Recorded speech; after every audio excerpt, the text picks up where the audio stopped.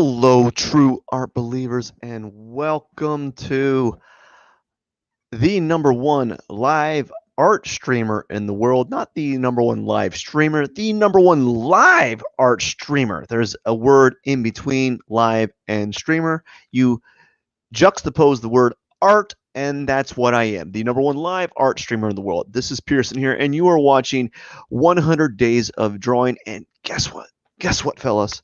Guess what, friends? Guess what? We are on day 99. Oh my gosh. I can't believe it. I can't believe it. I actually it's actually kind of an accomplishment. I'm 1 day away from doing 100 days straight, or 100 live streams straight. The days are kind of iffy because some days I didn't get home until the AM, not by choice. It just kind of happened that way thanks to work. Anyways, I hope you enjoy this drawing process. I got what is it? I got this little dinosaur toy right here. I'm going to show it to you. Little dinosaur toy right here. I've already drawn him once, but I'm going to stick with something that's familiar, and we're going to go from there. Anyways, I'm going to try to narrate the drawing process, and hopefully you'll learn a little bit along the way. It's time to begin because I want to get this thing done before midnight. Let's begin.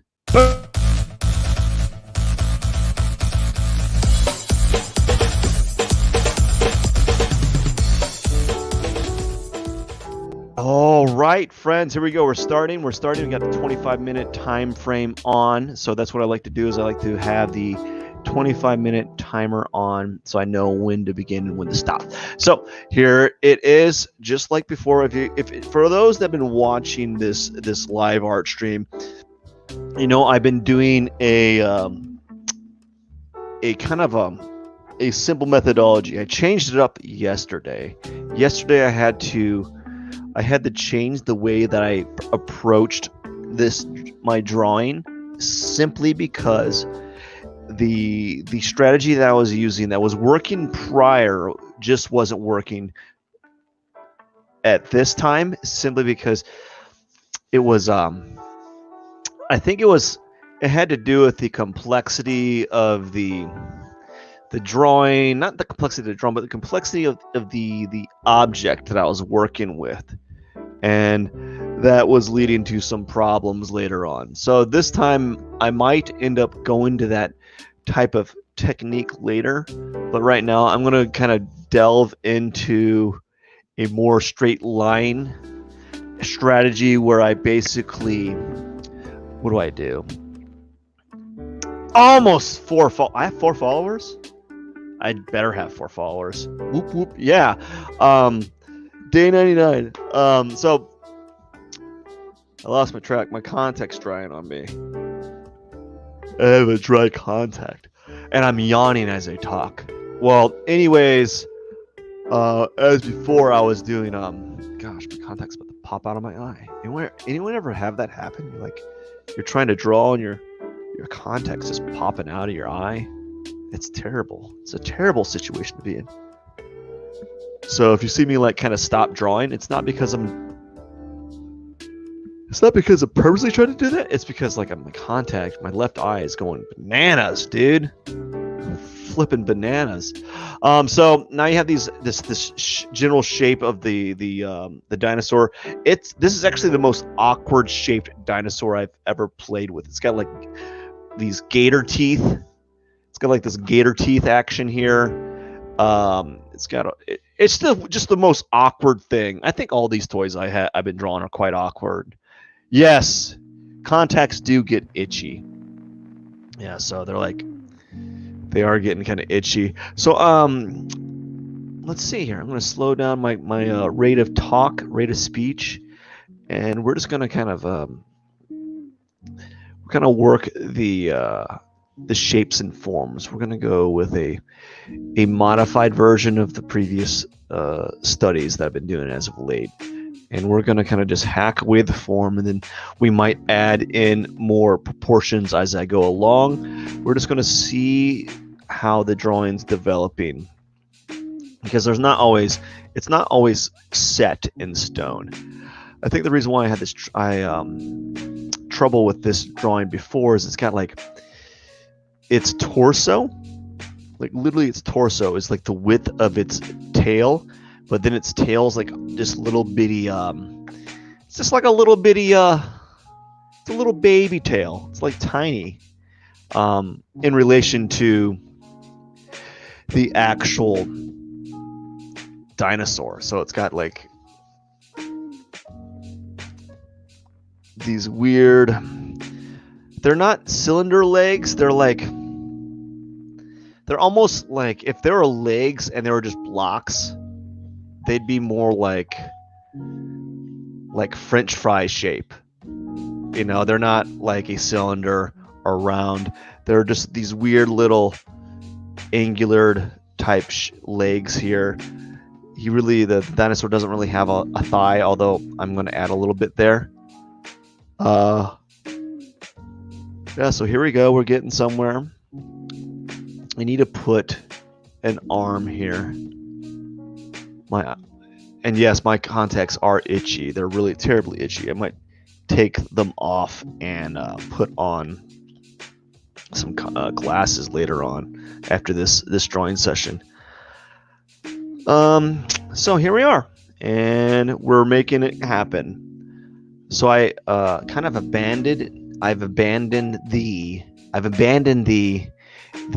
kind of hacking away at forms, and I'm kind of just going at it, and we'll change everything. Notice I moved this cylinder shape that we had like a little cylinder shape, and then I added a little bit of a bevel here, and I did that because I wanted, that's like, I guess that's the dinosaur's calf. I don't know, it's a toy, and I'm guessing that the toy dinosaur has a calf now. So even though anatomy for this dinosaur is pretty much, there is none, it's just a giant like shape. You know, that's kind of weird to me. And I think that's what's kind of weird with a lot of these toys is like there is no like rhyme or reason to what creates their body parts. There's like, we're just going to make these like gooey leg proportions, and I'm like, how's this person walk? How's this dinosaur walk? Like all the arms, they have like no elbows. It's got these soft like curves, these soft like curvy shapes. You know, I always find that kind of weird when I'm drawing these toys, these single cast toys. They got like, I can't explain it. There's no structure. I mean, there's structure. Don't get me wrong. There's structure to these objects, but like, I always feel like they're just like these doughy forms. Not doughy as in like,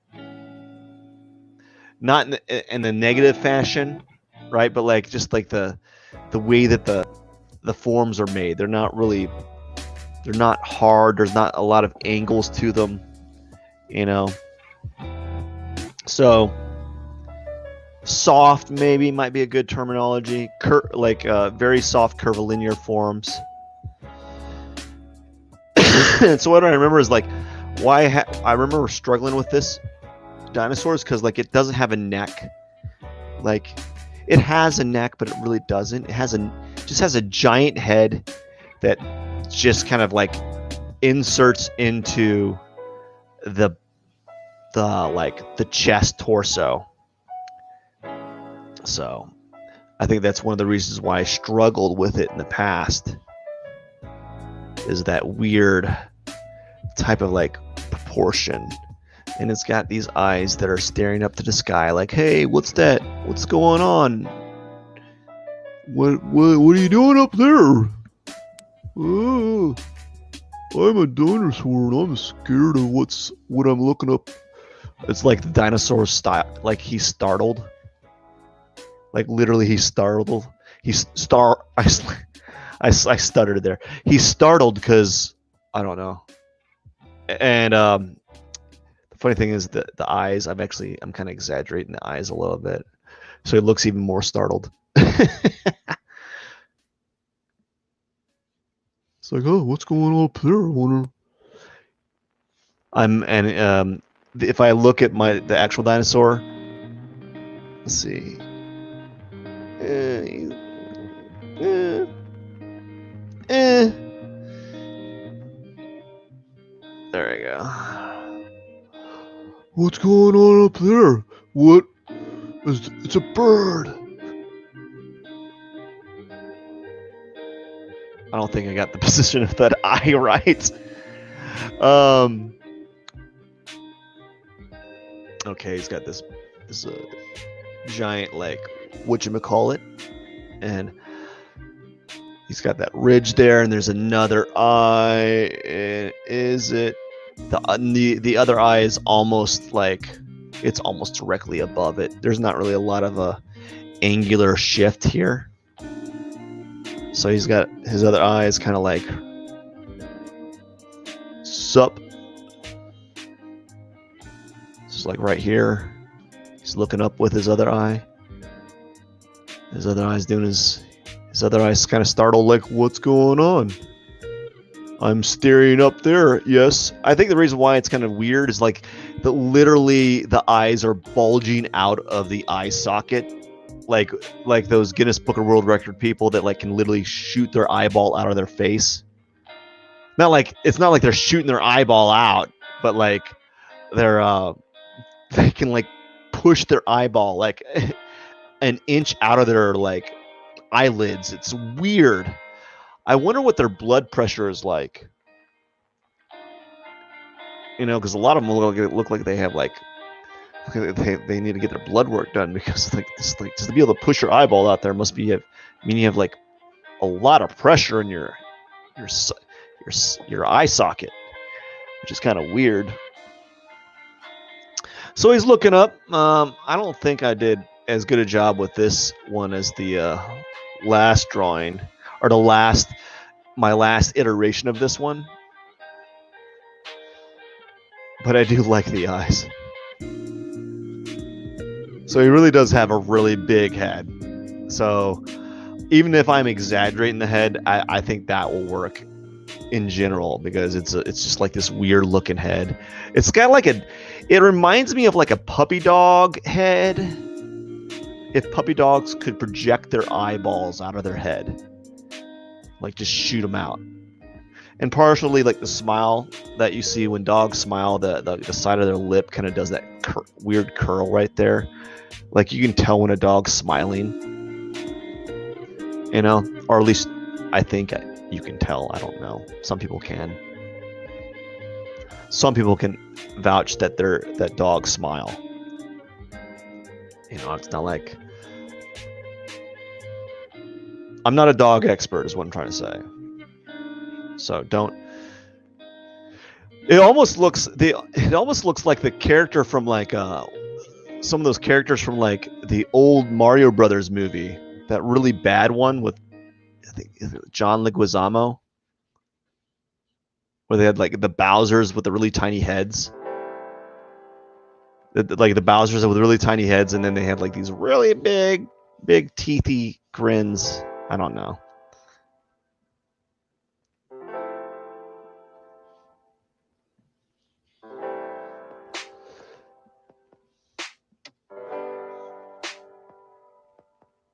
All right. I think that will do, even though I'm probably over exaggerating the head a little bit. Maybe what I can do is I think what I can do to kind of fix that is there's a part right here where I think his arm goes in, and we can make this dinosaur have a little bit of a neck, and we're gonna shift this arm down a little bit, because I think that will help with what I'm seeing personally. And then we're just gonna move everything down a little bit, have the same shape, relative shape, a little bit right here, a little same relative shape. And the thing about this dinosaur, that he doesn't have like fingers, I guess. They're like mittens. They're almost like mitten hands, you know. You know, like little mitten hands, I guess. Oh yeah, I'm messing up royally on this, but that's fine. I think what I did is exaggerate some elements of the head a little bit too much. Okay, so we're gonna put this. There's a mound here. Maybe make it a little bit longer, like a little. It's a spike. It's not a mound. And there's another one. I'm gonna move it to a little bit. Move it.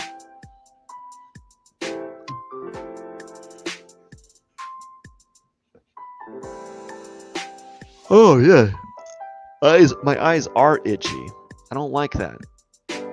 Like I'm gonna take my contacts out like right after this, and it's gonna be done. We're gonna be done with them for the night. I'm just like, they're just kind of like.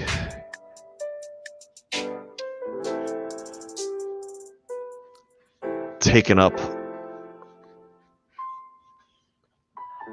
Now I probably should count the actual mounds, but I'm already off by a lot, either too many or too little.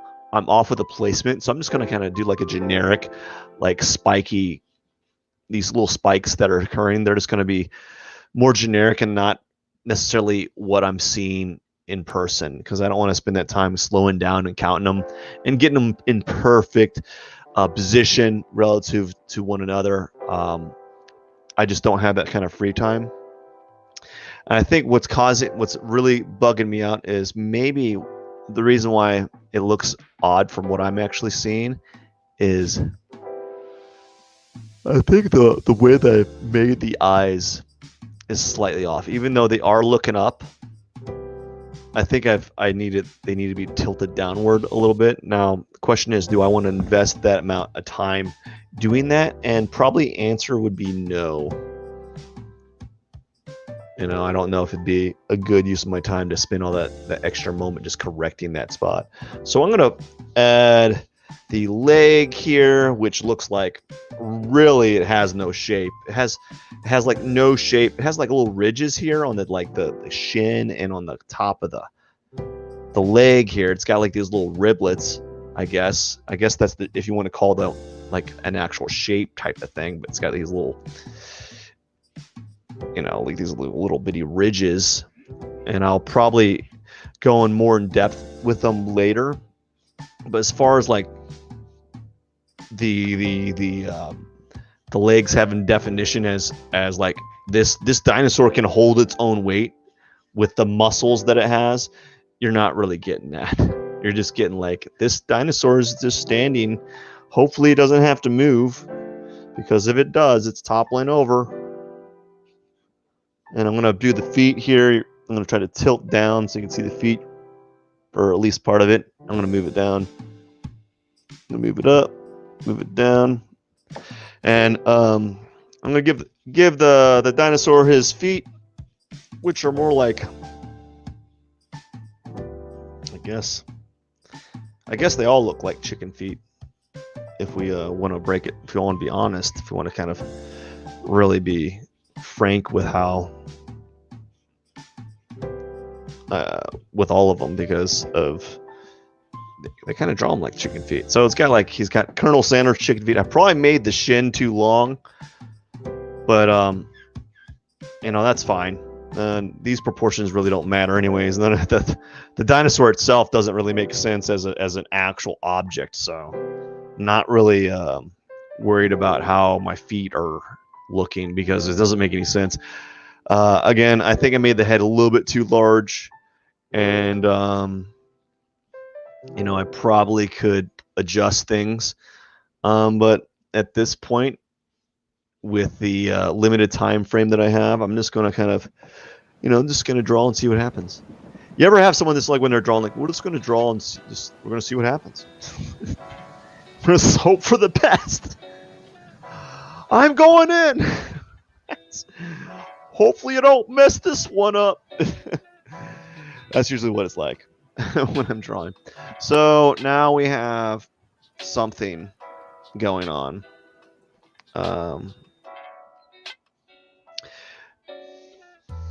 one thing that I notice is the legs. A lot of the position of this dinosaur is off because like the tip of the feet would actually go behind this. So I'd actually have to shift everything out this way to the left, which is not going to happen. Not at 6 minutes till the end of the drawing session, or like 10 minutes till. I'm not going to spend the extra time moving everything to the left. It's just not worth it. Sometimes when you're drawing, you want to think about like the ROI. You want to think about drawing as like an ROI. So like return on your investment. If you know that you're going to be drawing every day, right? So like for me, I know that I'm drawing every day, and I got to think about the return on my investment, meaning like what things are worth my time correcting and what things are not. So like I'm already noticing a few things that like need to be adjusted. So I actually need to be moving a lot the legs further to the left, which means this leg needs to be moved further to the left, which means the tail probably needs to be extended off the page, and that's not worth me making all those corrections. The other thing is I feel like I made the legs too tall, which means I'd have to move this leg up a little bit, and this leg would actually have to go up. So all of that would change, and once I got that corrected, I would notice some things happening here and here, and I'd have to correct all those things over and over again. So you got to think about it as like, okay, I don't have the time to make all those adjustments with the drawing. So what I'm doing now is I'm just going to move into like the value blocking phase, I guess. There's different terminologies. Some people call it blocking in the value. I think that's probably a good enough terminology for it. And all I'm going to do is, I think I've talked about this before, is you just like, say you have a cube, right? You say you have a cube and you want that cube to look more three-dimensional. You block in one area where it's in cast shadow, where the form has a dark shadow, and that creates it more three-dimensional. So we're just blocking in those forms here, and just blocking in shadows. First we're going to start simple, like the main body shadows here, and then I might get a little bit more micro as I go along. Don't know yet. There is we're just going to say that this area, the shin, is in shadow, and let's just make this toe kind of in shadow. Let's just assume that this is kind of like darker, just for simplicity's sake. And the arm right here we're just going to simplify that this area is dark, and then there's a light source kind of going behind right here. So right here, this area that I'm pointing with the arrow, that's like a light source, so it's a little bit lighter. So we're just going to make it simple like that. And for simplicity's sake, we're going to do the same with the mouth. Like everything below is going to be dark, even though there's some highlights. We're going to make this we're going to give this dinosaur a 5 o'clock shadow here. A little 5 o'clock shadow. Yeah, this dinosaur's eye.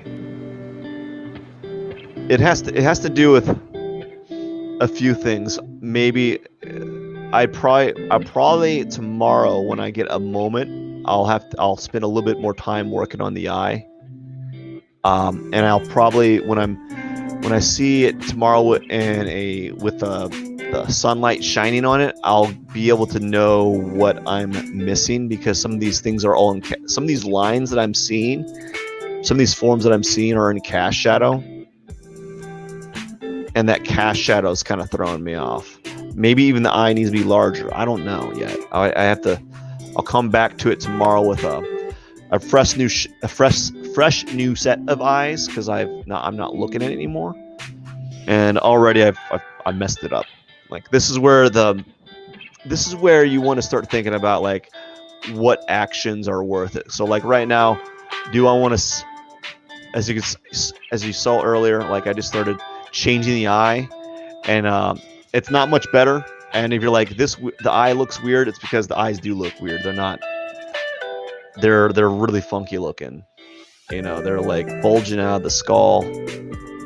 And I really feel, though, I might need to invest a little bit more time on the eyes later on, because it's going to, it really is an important part of the drawing, the character, the toy, because it is like a defining character trait for this toy. I don't know. And perhaps I'm not really seeing. I'm not seeing. I'm missing something. So we're just gonna kind of do that. There's this eyebrow area right here. I'm gonna kind of add a little shadow there. The dinosaur's got like a saggy eyebrow, like an eyelid, and then there's a strong cast shadow happening on this side here. I know what I did wrong with the head is I made the ridge really big. It needs to be smaller right there, which means that helps me out. If I make that ridge smaller, I can make this ridge a little bit smaller too, and that helps too. And that's what was one of the issues that I was seeing, is like the ridge is too big. I made that like forward spike too big. Yeah, so I have 5 minutes left before I have to call it a day, or call it an evening, and then I'm gonna, have a little bit of a just chill time before I go to bed. Yeah, sounds fun. Maybe now, since I have like 5 minutes, I'll let's put some teeth in there. I'm gonna count them this time. 1, 2, 3, 4, 5, 6, 7. So it's got like 7 teeth on the top area. So the first one's right in front of the eye. 1. And I'm gonna kind of follow the teeth shape, but they're kind of like generic triangular shapes, right? So if you do something that's moderately close to what you're seeing and you had like just these triangular shapes, you'll be fine. Like, again, you don't want to, is it worth it to get it perfect? Some people might want it perfect. 1, 2, 3, 4, 5. Some people, it really matters a lot, but to me it's like, it's fine, right? So we got the teeth there, and then with there's the mouth, which is, you got that mouth area. And I'm going to count the teeth in the front. 1, 2, 3, 4. So there's like 4 on the bottom, and the first one is actually, it's actually like behind the first set. So we're going to, so because of that, I know that I need to make probably the bottom of this jaw a little bit bigger. Yikes. Or figure out how I'm going to fit that tooth right there. There's another one right here.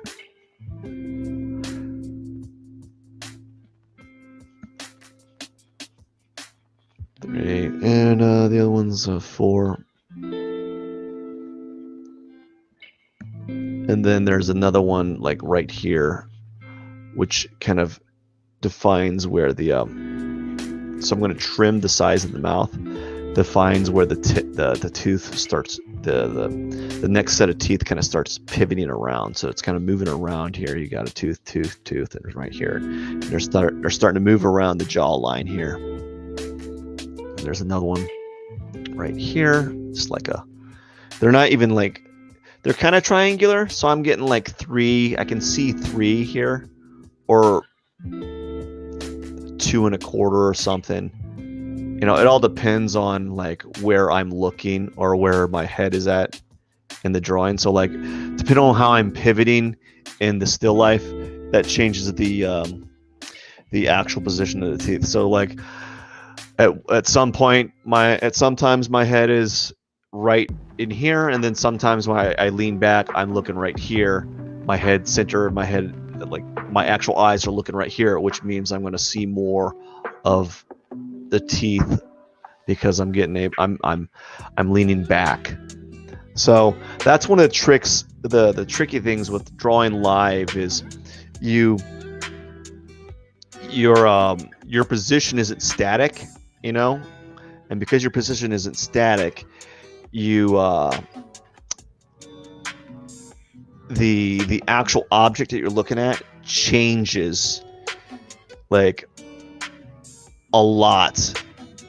You know, like if you're drawing from the figure, a live figure pose, two things are happening.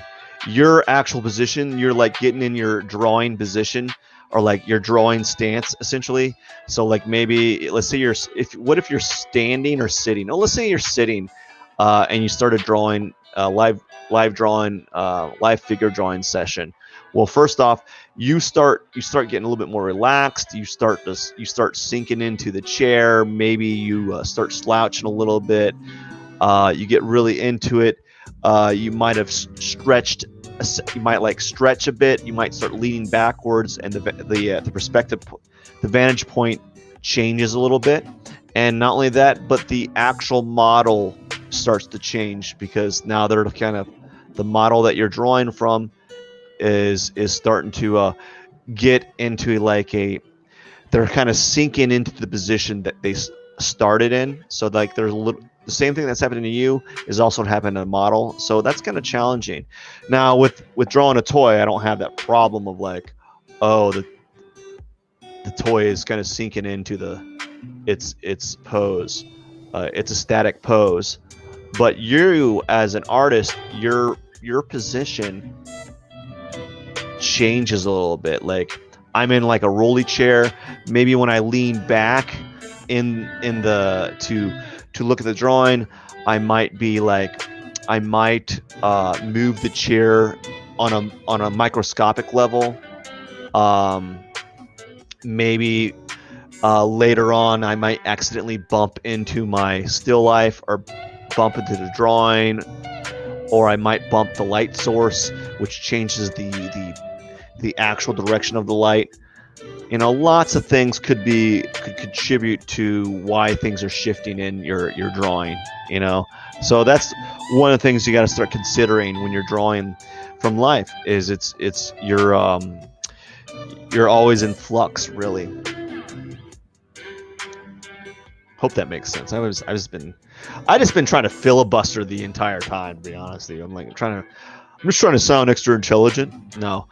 You ever seen like the Nutty Professor, where Eddie Murphy was on a date and he starts saying a bunch of stuff like, I'm just trying to sound extra intelligent.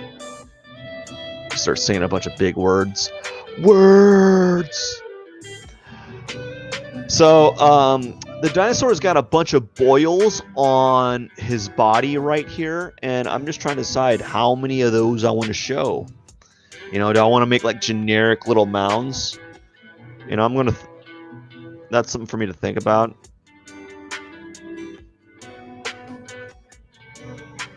Anyways, I don't know how much I'm going to show of that. And I think my time's up, but all I'm going to do before I go is I'm going to add a cast shadow, just so I have it there. And then tomorrow I'm going to work on this more and have it finished, and it'll be my last day for the official 100 days of drawing. And I got some big plans. I've already been thinking about what will really help me to do this more often. So I'm going to continue it, but it's going to be in a different fashion, because I think it'll be easier for me to kind of do like doodles in my sketchbook, or doodles on a digital platform, where I won't be super bugged out if I don't finish it. Because of drawing on like these 18 by 24 inch pieces of paper, and starting these drawings, I didn't want to leave them as like half-finished sketches on paper here, because these pads of paper are not cheap. Like, well, they're not expensive, but they're not cheap, and I don't want to treat I didn't want to end up with having basically 100 unfinished drawings. I wanted to have um, basically 100 decent or semi-finished drawings that I could that people would maybe want to have hung in their house. So I wanted that to have that available. I didn't want it to be in vain, you know. So I do finish these drawings to a certain degree where they still have their sketchy looking appearance, but they also are unfinished to some degree. So I don't like erase this or erase these little things. And as a matter of fact, I think it's kind of cool as a history of the drawing to kind of show those things, because people that watch these videos are going to see these lines like, oh, that's what he was trying to say back in the day. He was given a lesson of like what he was seeing. I don't know. I think in the future, if I do this again, I want to have like 3 cameras present, like one camera on the still life, the object itself, so I can like point to it, you know, to give like actual like educational like explanation of what I'm thinking.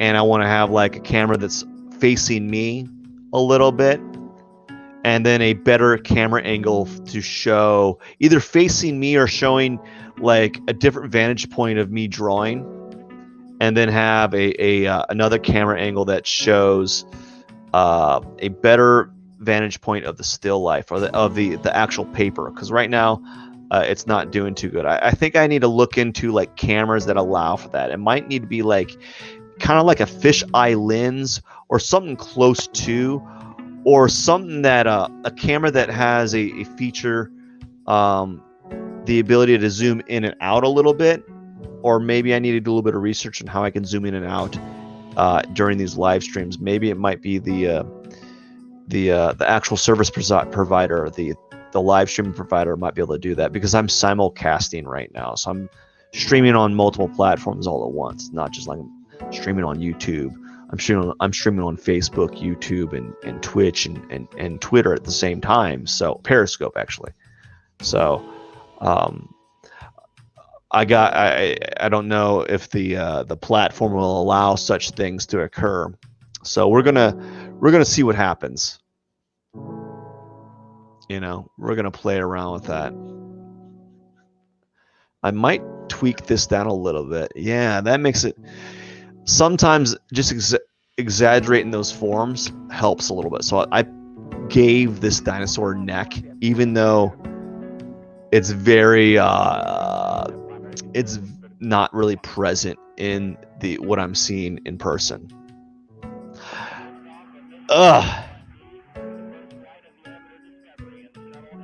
Yeah, I am up very late. It's not. It's kind of like by choice, but it's not like I'm purposely doing it on a Saturday night. I just got home from work. Well, I got home from work about an hour ago, I think. I don't know what time it is. But I got to get going soon. I got to get going. Anyways, I hope you enjoy. I think that's it. I think I'm done. Yeah, I'm done for the day. I want to say thank you so much. 99 days, son. 99 days. I don't know why I said the word son. I feel like that's just something you say after that type of like the way that you whenever you are like you articulate or you enunciate or you express that word in that like highfalutin or like energetic fashion. I feel like that's like something you do. Anyways, it's probably not the correct way of using it. I am done. I'm going to work on this tomorrow. You're going to see a complete version of this within the next few days when I have a moment's time to upload it on my social media. I've been kind of slacking. I'm actually behind on a few days on my social media platforms. I'm done for the day. I hope you have a wonderful night. I'm going to have 99. Yeah, one more day, and I can officially put my hat up, put my cap up for the and call it over. But I'm probably going to continue it just not in a traditional drawing. I really think drawing in my sketchbook will be easier to set up, and easier to kind of maintain, because I won't be having, if I draw my sketchbook, I won't have to finish the drawing, and I won't have to finish the drawing the next day. So I won't have to spend like an extra 2 hours or an hour and a half the next day just to finish this drawing, so I can start my next drawing in a live stream. So I'm pretty excited. 99 days, one more day, and I have finished 100 straight consecutive live drawing streams. So pretty excited about that, and it was a goal that I set, some ridiculous goal that I set, and I thought, you know what, I think that's feasible. Anyways, I just want to say thank you so much. I am done for the night. I hope you have a wonderful night. Enjoy your Sunday, friends.